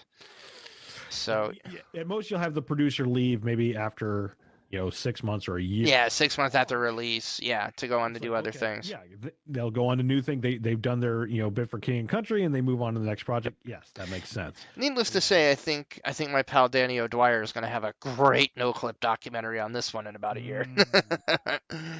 We'll see what happens there. All right, next one I'll hand over to you, Nick. Gamescom. I unfortunately did not really have the time to follow any of the highlights. What were just some of the things that stood out for you? Gamescom 2019. Recall, I'm putting in obviously Gamescom happened between I think our last episode and this one. I did watch some of the footage, and it felt like there were a lot more kind of reveals than E3. Surprisingly, interesting. A lot of the stuff was, kind of a little bit more repeats of what we saw at E3. I think we saw actually a lot more game footage from what was kind of teased at E3. Still a lot of another 2020 titles. I think we saw some gameplay footage for Greedfall, and I think we. Oh, that sounds so cool. About this last time, but I know we didn't, but we've been talking about it since. I want to play that game. Yeah, it looks so awesome. We were both saying this looks like The Witcher, but it's in colonial Americana. So it's this fictional world. So it's not in America or on Earth as we know it, but they all kind of have this kind of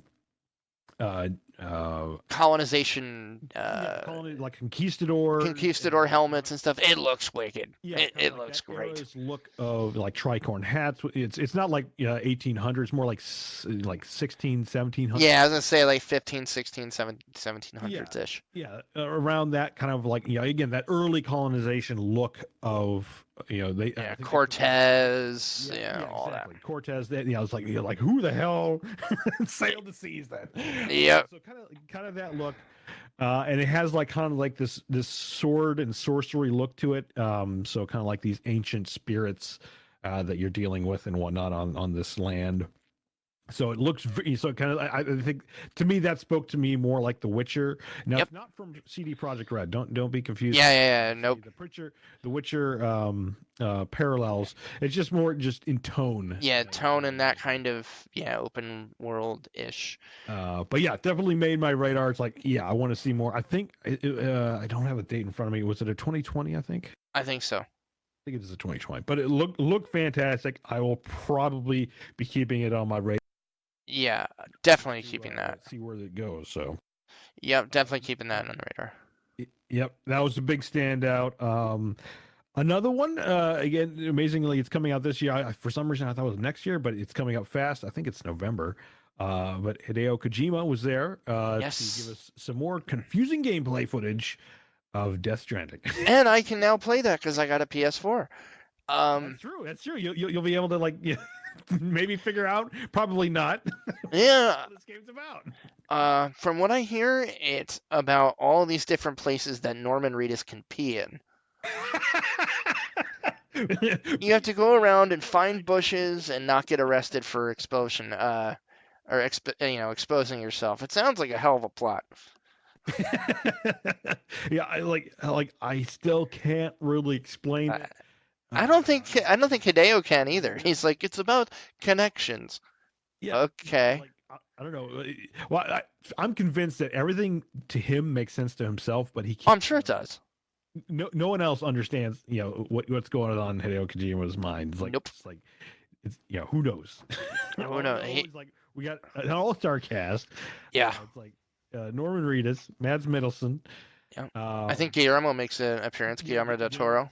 Yep. And half dozen other people. Yeah, it looks interesting. It's one of those I have no idea what this game is about, and it intrigues me, and I probably want to play it. I will probably buy that on release. I'm a lifelong Hideo fan. Even his games that I might not have loved with all my heart were still so fucking weird and interesting. You will be playing a game that you're just not going to get anywhere else. I think that's the best part of any Hideo Kojima game. Yeah, hands down, absolutely. It's it'll be so unique. Yep. So I will be buying it, even if it turns out to be a 70 on Metacritic. I'm telling you, it's going to be the best 70 game you ever played. The question is, will you have like 30 minutes of like video to watch before the game starts? Oh, probably. That's another Hideo thing. So, get your popcorn, get your, in my case, whiskey, and hope to hell you're not smashed by the time the game actually kicks in. Yeah. Any other highlights? Those are two big ones for sure. So I think those are the only two that really stood out to me from Gamescom. I know there were several other games that were kind of like revealed and a lot more gameplay footage. That's cool. Which isn't atypical, but it felt like Gamescom had a little more substance to it than E3. E3 was a lot of like, this is on the horizon, things are coming. Yep. And that's it. I think I'll definitely give it a shot at least and rewatch it because I still haven't had time to do that. Yeah, well, I realized like this is also I think the first time they actually had kind of like a stage format. A stage show. It was a pre-show. I think it went off on Sunday evening. Jeff Keighley hosted. But they haven't really done that in previous years. They might have had kind of like little, each company sometimes do their own little events. I know Wargaming does their thing. They had like Peloton, play at theirs and whatnot. But never kind of like a combined like this. It was almost like the PC show from E3. All right, fair enough. It's like you kind of this conglomeration of like this is everything that's coming, and granted, it's the huge AAA title, so you wouldn't necessarily see something a little more smaller or indie necessarily. Yeah. But yeah, it's the first time. Like I actually enjoyed it. Like I hope they kind of do a little bit more of that. Next year. And kind of go from there. Yeah. Yeah, I'm definitely gonna check it out. I love Jeff Keighley. He's doing so much great for just gaming in general. So I just love that he's such a champion of this, and he usually does all this shit out of his own pocket too. Like, goddamn, the guy is he's like just awesome. Yeah. But all right, the next news item we have here, D23, all sorts of Disney news. Yeah, Disney Plus is gonna fucking take over my life between my kids, and then the shit my wife and I want to watch. Oh yeah, like that. That's definitely like I'd say one of the bigger highlights because everything they announced during D23. If you're not familiar, D23 is basically the Disney convention, if you will. God. Where they go over everything that's coming out with Disney. There's I guess a whole bunch of the merchandise side of things and whatnot there as well. It's basically like the Comic-Con for specifically Disney is the best way to describe it. God. I'm just looking at the list you have here. The World According to Jeff Goldblum. Sign me up. Yeah, so I'm gonna rattle through this. We'll come back around to some of the highlights, but by the time our podcast airs, unfortunately I think the discount period will be over with. For what? Disney Plus? Yeah. So basically, there as part of this, like I think it's over the past week or maybe 2 weeks since D23. Basically, if you signed up for Disney Plus, you could get it at a discount of only $4 a month, but you had to pay for all 3 years. So I think it ended up being like $140. Oh wow! Afterwards, it'll go up to $7 a month, and then you can just buy it at will. That is still a fucking awesome deal. Oh yeah, and like some people might say like, well, wow, buying it for 3 years. Well, listen. It's gonna take me 3 years to get through this list. Exactly. Now, obviously, like if you're only looking for like if it's a case of like CBS, and like you only want to watch Star Trek Discovery, it's like I can understand the hesitance, but this is nuts. I did go in on this because there's a lot here that actually piques my interest. Again, we'll circle back around the Reese, but I'm going to fire them off real quick. The Mandalorian, High School Musical, the musical, the series, Diary of a Female President, The Falcon and the Winter Soldier, Loki series, Untitled Cassian Andor series, WandaVision, Don't know. Forky Asks a Question, Dark Shorts, Lamp Life, Monster at Work, Encore, Untitled Walt Disney Imagineering documentary series. Yes, sign me up. Marvel's Hero Project, The World According to Jeff Goldblum. All fucking in there. The Clone Wars, Marvel's What If, Be Our Chef, Cinema Relics, Iconic Art of the Movies, We. Into the Unknown, Making Frozen 2, Why not? Magic of Animal Kingdom, Okay. Marvel 616, Reconnect, Rogue Trip, Shop Yes. Class, Earth Keepers, Ink and Paint, Lady and the Tramp, Noelle, Phineas and Ferb movie, Stargirl, Timmy Failure, and Togo. Holy shit. All right, so let's circle back here. We'll kind of start at the top. This one, yeah, like it was definitely like the one to convince me to get it in the first place. Oh, The Mandalorian looks fucking amazing. Holy crap! Like it felt so iconically Star Wars, and like brought me back to we were talking about SWGs. Yep. It brought me back to the days of SWG. Yep. Yeah, like hands down. I forget how many episodes this is going to be. I want to say it's going to be like a 13, 14. It could be 4. I still can't wait. Yeah, and who knows? It could be multi seasons for all we know. Yeah, this looks fantastic. It all-star cast. The teasers look awesome for this. I cannot wait. Some of the other ones on here, like it's not going to pique my interest. I don't know if on your side, like the High School Musical, any. I think my girls will like that. Falcon and Winter Soldier, that definitely piques my interest. Loki, of course. Yes. Cassian Andor, absolutely. Mm-hmm. The WandaVision, so that's the Scarlet Witch from Marvel. Okay. Kind of a miniseries with her. Okay, I like that. There's some other stuff in here. Again, I think more for the kids related. So like Forky asked a question. I think that was from Toy Story 3. Toy Story 4, I think. Yeah, my girls just saw that. Yeah, so like, I think it's like little shorts and stuff. So a lot of this isn't necessarily full-on season stuff, but it'll be. But I like the Imagineering documentary series. That's right up my alley.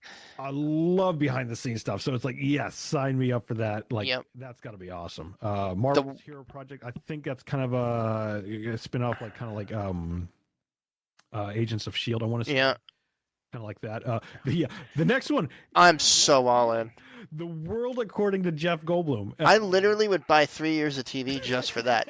It's like, one, sign me up because it's Jeff Goldblum, but 2, this is actually really interesting. It's kind of like I wouldn't say a Dirty Jobs, but it kind of like along those lines where Jeff Goldblum's going to go out and learn stuff. I would pay for 3 years just to see that. So it's like, that looks awesome. I cannot wait. The Jeff Goldblumisms.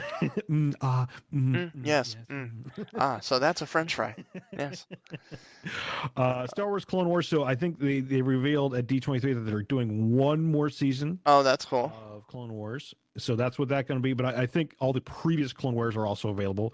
So that's going to be great for me because I need to get caught up. Like I haven't. Oh yeah, I'm so behind on that. Here.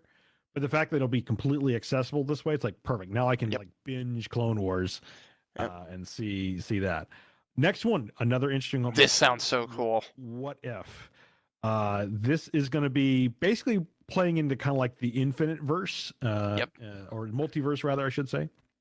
In terms of like, I forget the examples they had. Yeah, it's like, what if Uncle Ben never died? Well, nope, never mind. Not gonna have that. I think they said, what if Peggy Carter went into the super soldier? Instead of Chris, or not Chris Evans, but yes. Rogers. So it's like a lot of what I don't know if they're gonna get into like the Infinity Stones portion, but it'd be it's gonna be very interesting though. Yeah, it's like what if this happened? What if this happened? So it's gonna be kind of like these alternate universe that isn't official canon according to like the MCU, but I love stuff like that. Like, oh hell yeah, hell yeah. Let's see, what else do we have? Cinema Relics, iconic art of the movies. I think that's going to be kind of like another like behind the scenes and like stuff that goes into movies. The stuff you and I fucking could watch for hours. Exactly. Magic of Animal Kingdom. It's like, that sounds like a nature documentary. I love that kind of stuff. Hell yeah.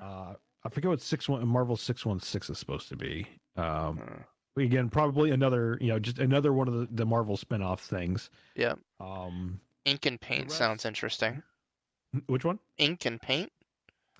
Yeah, I'm not. I don't know. I'm wondering if that's going into like the older era with like the Roger Rabbit stuff and all that crap. Oh yeah, I don't know. I'll have to look into that. Lady and the Tramp. Kids will love that. Yeah, Lady and the Tramp. I think that's the live action that they teased. Oh, interesting. And then like several other movies. Obviously, the entire library of the Disney Vault. Yeah, that alone is fucking awesome. Like that's a huge. So, it's like if you're a Disney fan, if you have family, like I mean, you have the girls and whatnot. I could pretty much cancel cable and just have this. Like, just put this on. You'll be all set.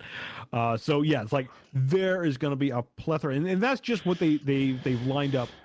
And that's what they've announced. In the next year. Yeah, it's like mostly in the next year / year and a half or so.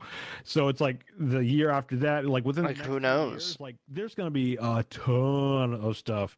Like I could see this being like the biggest thing to hit television. Like this is going to be television history. Yeah. Well, at least what counts for television now. Online. You know what I mean? Yeah. For video consumption, I think this is going to make some history. Yeah. For sure. Absolutely. So, hands down, I would say it's worth it. Obviously, if they ever happen to put it on discount again, I would say definitely jump on it. Again, by the time this probably airs, I think the discount ends, I think it's not November, September 2nd. Which is today. Yeah, no, it's... Which is today. I'm ambitious, but it ain't coming out tonight. yeah, exactly. But I think even at like $7 a month, like that's such a great deal. That's cheaper than Netflix, for Christ's sake. Yeah, exactly. Awesome. Yeah, man, I can't wait for it. I'm so stoked for that. My girls are just gonna lose their minds. And Am and I are gonna enjoy it too. As we were talking about all these, like they see all the iconic Disney pictures, like they're playing through. Another game I got in the PS4 was Kingdom Hearts: The Story So Far. So it's like the entire collection before the new one.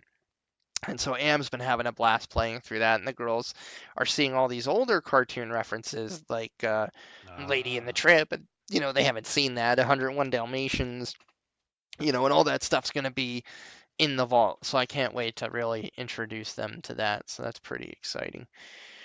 But yeah, sorry, anything to add there? No, I mean that's spot on. I'd say the thing is, like, I feel like there's something for everyone here. Like, it's mostly geared for the kids, but I think like the combination, like the Mandalorians, like that feels like kind of like a little bit older crowd, kind of like at least teenage, if not older, and obviously the fans of Star Wars.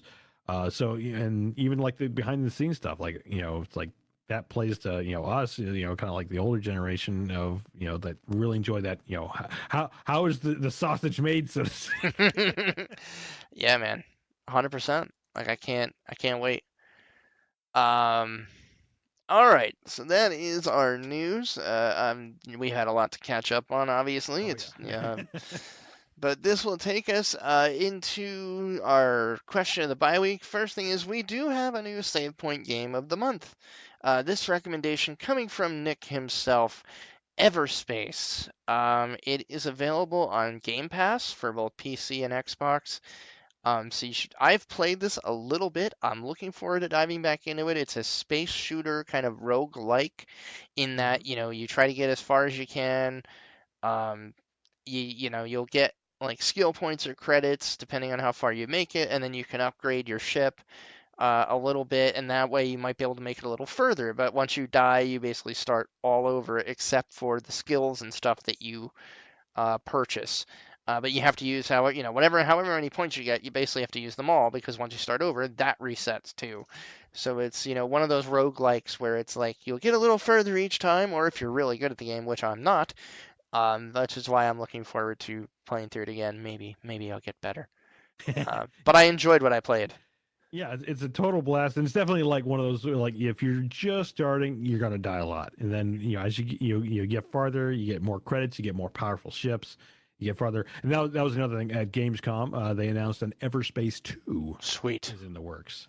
So definitely a cool game, definitely worth checking out. I think it's pretty cheap. Oh yeah, I mean if you were to buy Everspace, it's probably not even more than $20 right now. Yeah.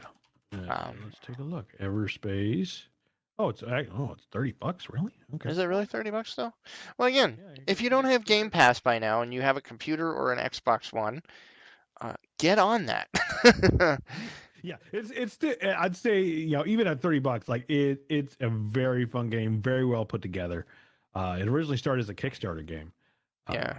So yeah, I'm looking forward to. And I think they're doing a Kickstarter for Everspace 2. Cool. So definitely, yeah, if you like Everspace 1, Yeah, Everspace 2 will be right up your alley. it's a harder game, but it's one like it's enough to keep me coming back. Like I want to try again, and you're the second, third person that's told me like once you build up and you can actually start lasting longer and stuff like that. So, but it's fun. I mean, the mechanics are perfect. It's beautiful. It's not buggy, and the flying is great. The Oh combat's yeah, great. absolutely. I think it has even VR capability. Yep, yeah, it does have VR to it. So yeah, I'm looking forward to playing that again. That's a good suggestion. That will take us now to our question of the bye week. We actually asked this about a week and a half ago, I think. But the question was, where do you get your games from, or prefer to get your games? Do you do digital or physical, and do you still go to the store or have it shipped to your door? Let's start with the save point, then we'll do voicemails, and then we'll do our own. And I won't forget this time. So, all right, we'll start with the save point. I will take the first answer. It's from our buddy Troy Games. He prefers the physical copy because my son also games and has his own systems in his rooms. We buy digital so we can share and do not need to buy two copies. When I do buy physical copies, I buy them at the local store or from Best Buy. A lot of people get from Best Buy, from what I understand. So, kind of the lead up to this question was in the during in the last month, GameStop is not apparently doing so well. They've I closed think I several think they've got six locations. months. Yeah, I think they have yeah. 6 months left. Well, curiously enough, I can't remember the guy's name, Mark something. But he was the guy who made out big during the real estate crash Hmm. back in 2008. Based on the movie based on it with Oh, what's his name? Yeah, yeah, uh, yeah, yeah, yeah. Mark Cuban. yes, or no, not Mark Cuban. Uh, Oh man, now I wish I wrote this down. Let's see, was it the big? It was the big something. oh, The Big Crush? No. No, Oh, The Big Short. The Big Short. Yeah, that's it. So his character is played by Christian Bale in The Big Short. Okay, okay. He's the guy who made out, on the, kind of like that long shot of it. And anyway, that guy is actually saying like GameStop actually it's going to do really well, especially once the new consoles come out.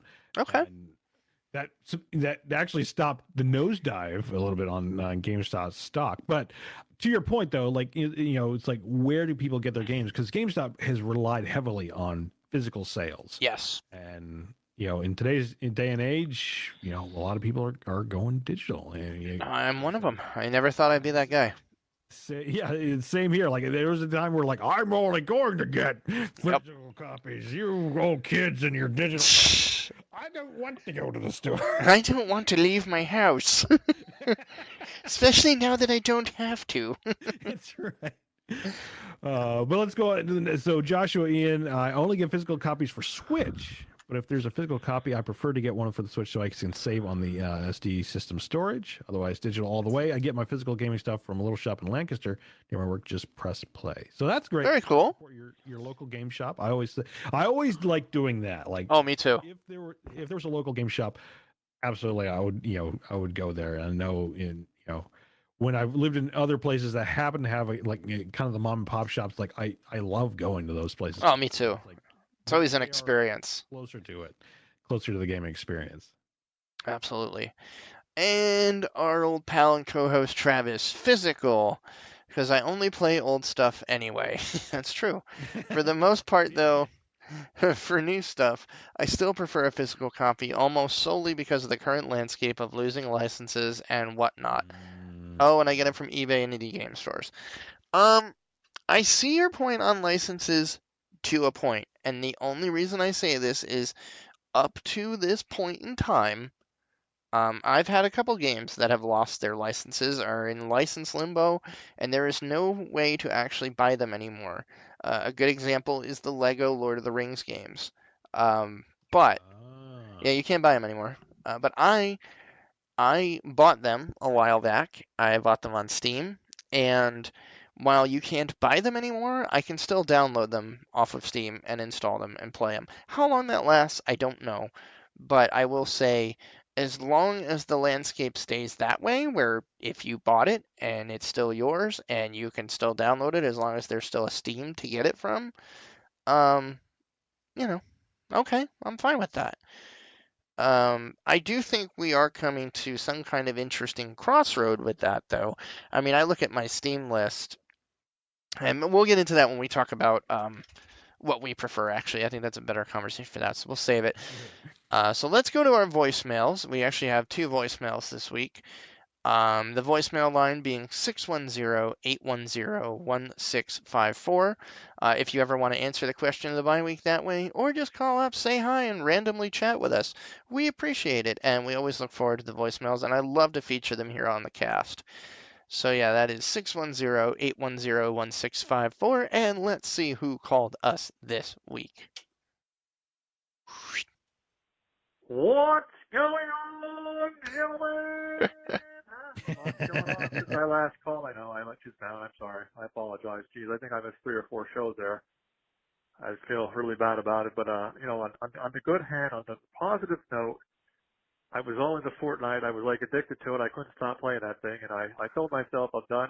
So what I did was I locked myself in a closet for a month and a half. So I couldn't play, and I finally emerged back out now, and I'm feeling better, and I haven't played any Fortnite. Well, you can't when you're in the closet anyway. But anyway, yeah, I'm out of the closet now, and I'm still not playing Fortnite, so I think I broke the addiction. So that's my excuse why I didn't call in the last couple shows or whatever. But I'm back, and you guys are doing a great job anyway. So anyway, on to the question. This is a great question. I don't know who came up with this question. They must have been in my thoughts.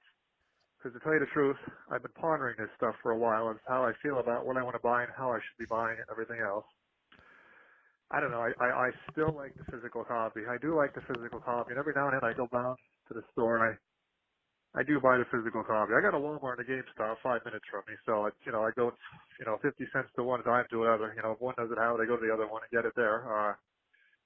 But then when I sit down and I start playing the game and I want to play something else and I realize I have to get up and walk all the way over to my console, that whole Ding, ding, ding, ding, ding. 4 feet, 5 feet, and get that game out. And I look to my side and dig through that pile of games and find a new game, put that game in. I'm like, why didn't I just go digital? I don't know. So there's times that I go digital, and then I go digital, and I'm like, yeah, but now I don't know, it's just on this system digitally, and if I want to give it to a friend, I'd have to go put my gamer tag on the thing, and then I'm trying it, such a thing, but I don't know. I like both to a point, but, here's the big thing now. Here's where I'm kind of really leaning to. Why doesn't everything just go subscription? Everything Totally agree. just on Xbox, make a subscription for it and just be done. If it comes out, it's on a subscription, you play it, done.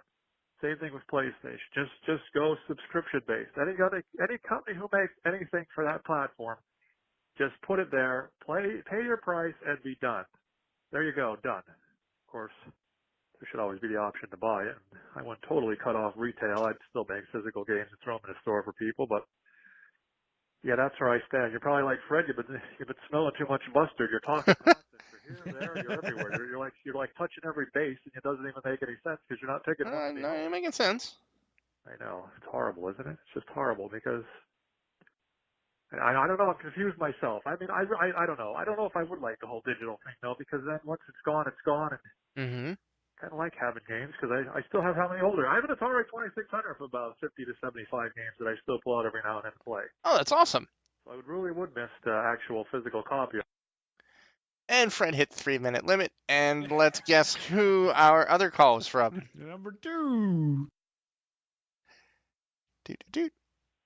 All right, now come on. You knew it was coming. I haven't called in for a long time. I just squeeze all my information. Would have been called without the part 2. Call there. I don't know how many minutes you get, but yeah, I don't know. It's really a 5-star topic. It really is. I mean, it's tough too. It really is. I mean, I feel like a fool. Like I said, how lazy have we become that we don't want to get up out of a chair, walk a few feet, hit a button, have a disc pop out, and grab another disc and throw it in. But yet, it seems like we don't want to do that anymore. It's like, I'm just going to sit here, push whatever button, and my menu is going to come ding, ding, flash all these beautiful games in front of my eyes, and I'm going to click down to the one I want, hit another button, and the game's going to load. Meanwhile, I'm just sitting here pounding the Doritos in my mouth and pounding down the Mountain Dew. You know, I mean, it's crazy. I don't see a downside here, Fred. I like it. I don't know. I think I'm losing my mind. I don't know. I think Microsoft's getting into me. Maybe since they're listening in on that Connect stuff, they're actually sending, you know, how you go in a store and they say there's like subliminal messages playing. Maybe Xbox and PlayStation started doing that. As you're playing a game, they're using subliminal messages through the TV on you or something. I don't know. Drink more Seriously, you Ovaltine. guys I hope everyone's doing well. Seems like everyone's doing well. Big congrats to you, Al. Big changes in your life. Looks like you're actually going down a great road. Looks like you're having a 5-star life. And, brother, I'm glad for you. And I hope it's the best of the best for you, brother. Oh, thank you. Enjoy it and enjoy it and enjoy it. Because life is short.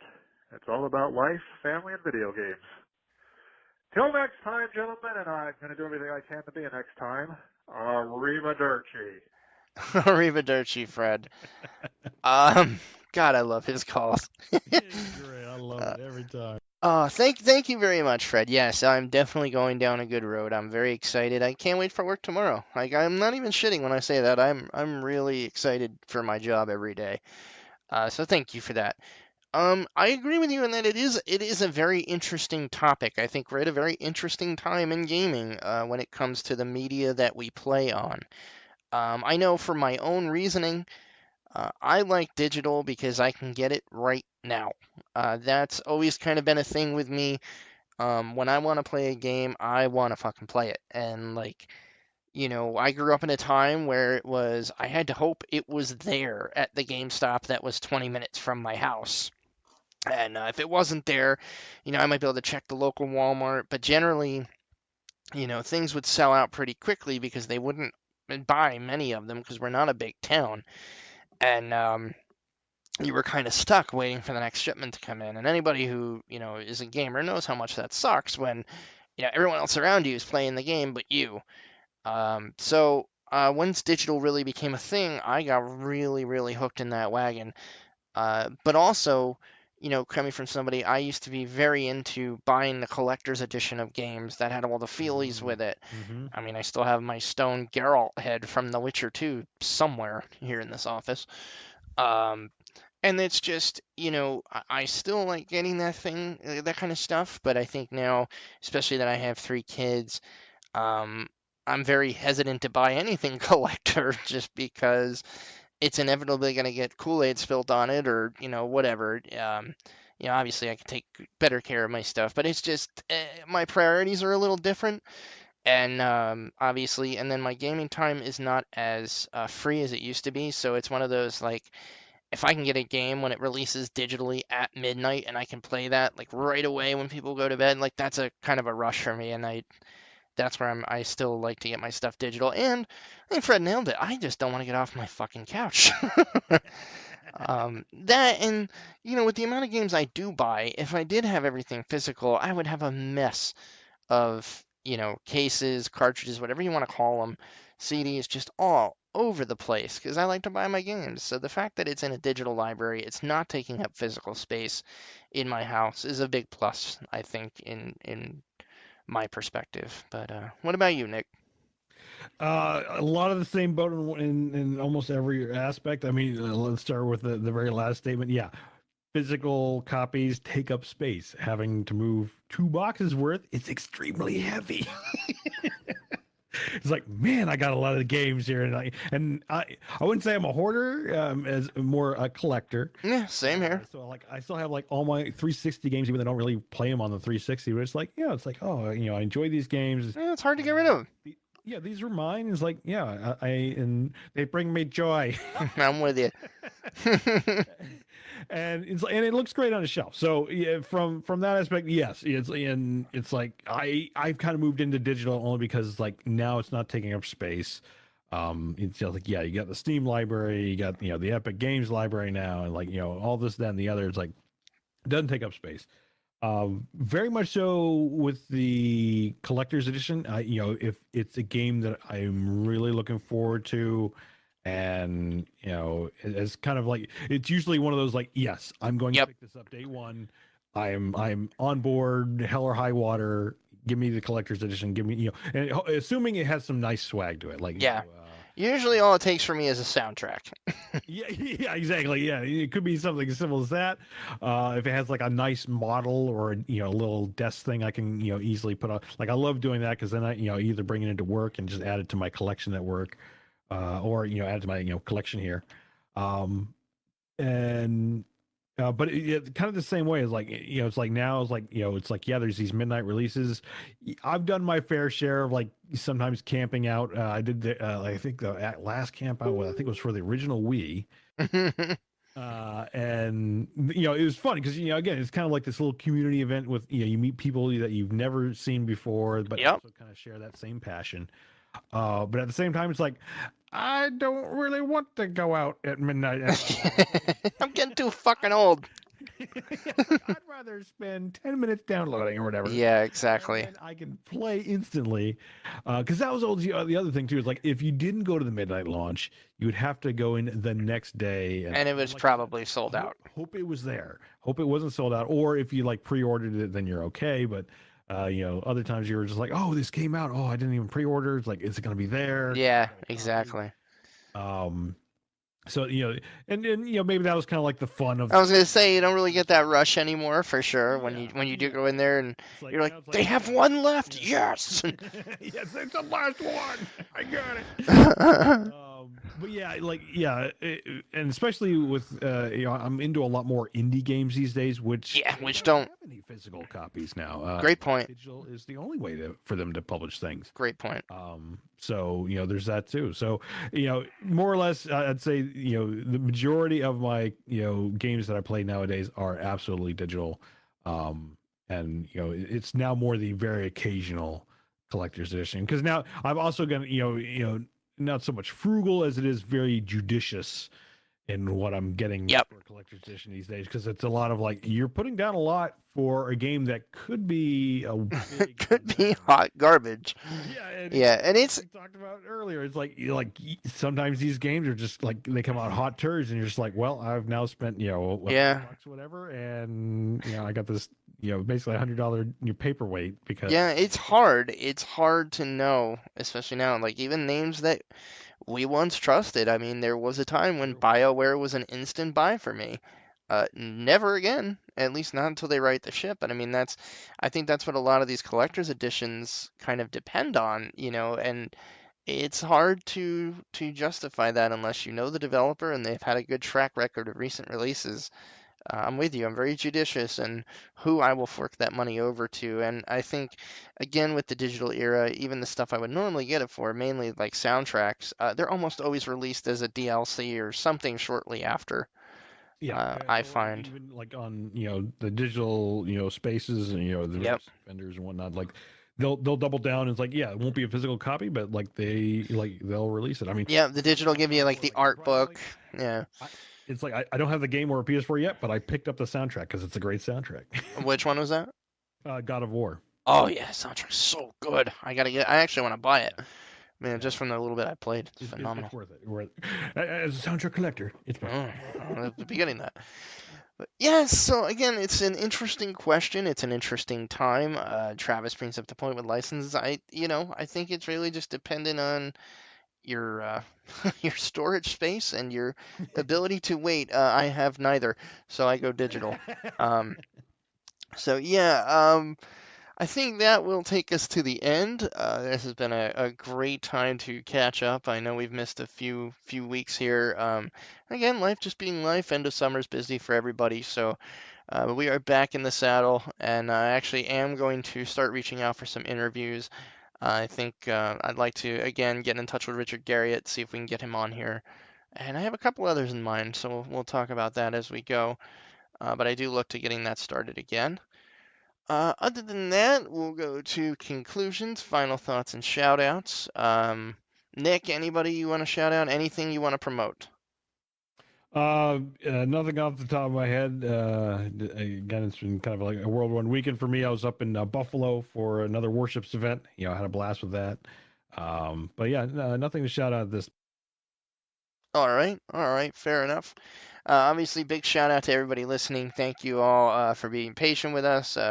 Again, we are back in the saddle, back in steady releases. So Thank you for everyone that keeps spreading the word, sharing, and all that. Again, I ask if you enjoy the show, please leave us a review on iTunes. Those really, really help us out. You'd be doing us a big favor. I just want to keep getting us exposed to more and more people, and those will help a lot in that regard. So thank you to everyone that will take time and do that. A shout out to my boys over at the Everyday Gamers. It has not, they have not released an episode in quite some time now. Obviously, it's just life stuff. I know one of the guys recently had a baby, and so yeah, it's just life in general. Just giving them a shout out anyway. They got a hell of a back catalog, over 200 episodes, I think. Very, very good cast, very great bunch of guys, and just letting them know I'm thinking of them. My pals, Mike, Jeremy, Eric, and Matt. Oh my god, I almost forgot you, Matt. You'd never forgive me. Over at Bad Fodder Figures. They are just going strong every week. Love those guys, and they're so damn funny, man. And this specifically to you, Matt. He probably has one of my favorite sound bites ever to come out of a podcast that Mike will now play at random, and it just makes me crack up and lose my mind. Just Matt randomly saying, "Feels so good when you do that," and I have no idea what the context was, but it's still the funniest thing I've ever heard. And then Glovebox with that all the time. Oh god, I'm telling you, if you don't listen to Bad Fodder Figures, you gotta give them a listen. They are a freaking riot. Love those guys. Big shout out to the gang over at Married to the Games. I'm getting very hooked on their podcast. Gabe Patillo and the boys over there. Really fantastic, well produced, and just very knowledgeable gamers, and kind of similar to us in the, how they mix their 9-to-5s and married lives and children in with their gaming lives, and it's always fun to hear other parents' perspectives on how they squeeze in what little free time they have to this wonderful addiction of gaming we all love. So check them out. And then finally, a shout out to the Tap the Craft craft brewing podcast. Denny and the gang over there, I'm really, really enjoying that show. I find it incredibly educational. As somebody who's, I've enjoyed craft beer for quite a long time, and I'm learning many new things on their podcast, new brews to try, and I've been hunting them down and very much enjoying anything they've recommended. So they really know their shit, and they're very fun to listen to. So check out Tap the Craft. And that will bring us to the end as far as where can you reach us, how can you interact with us. Obviously, the biggest way is through the SavePoint, tiny.cc/SavePoint. That's where we post our question of the bye week. That's where we post when the episodes are released. And it's where we all just kind of hang out, talk games, and, just keep conversation flowing. And usually always get something highlighted from there on the podcast. So check it out. Come join us. Come have fun and talk games. Email us, theretrorents@gmail.com. We're also on Twitter at theretrorents. You can get me directly at retrorentsal. You can get Nick at Black Eagle Ops. We are also on Twitch. Again, retrorentsal and Black Eagle Ops there as well. And that is it, folks. That will bring episode 45 to a close. Nick, it's been great catching up. We definitely went over time, but this has been a lot of fun. It was worth it. Absolutely, totally worth it. And we can't wait to see everybody back for the next episode. And thanks for listening, all. Till next time, play games, have fun, don't be dicks. See ya!